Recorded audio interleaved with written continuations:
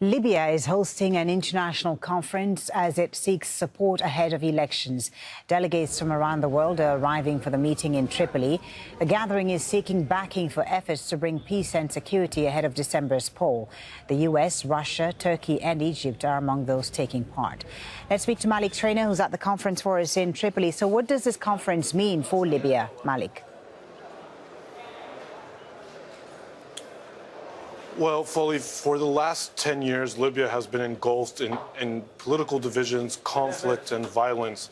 And this conference is the first time that a conference of this size has happened inside of Libya. I mean, we've seen conferences like this happen before in Switzerland, in Germany, in France, in Italy, and various countries.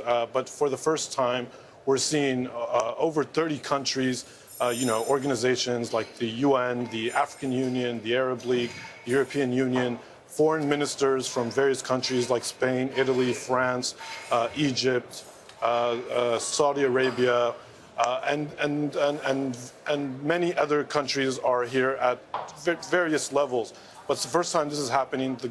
The topics that will be discussed are unifying the state institutions, in particular the military institution. The military is still deeply divided, even though a political settlement last March brought in a unity government to power. You have Khalifa Haftar, who controls eastern Libya, controls the military in eastern Libya, and you have here the forces that are loyal to the internationally recognized government.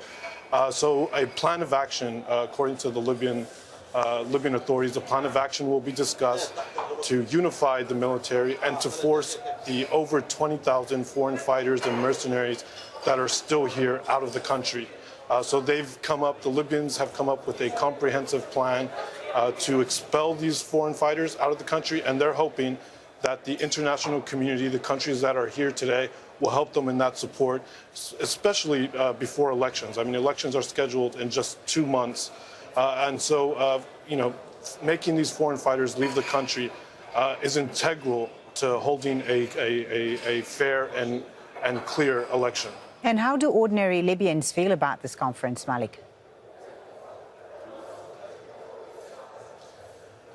I think people are really happy. I mean, Libyans have felt marginalized for quite a few years.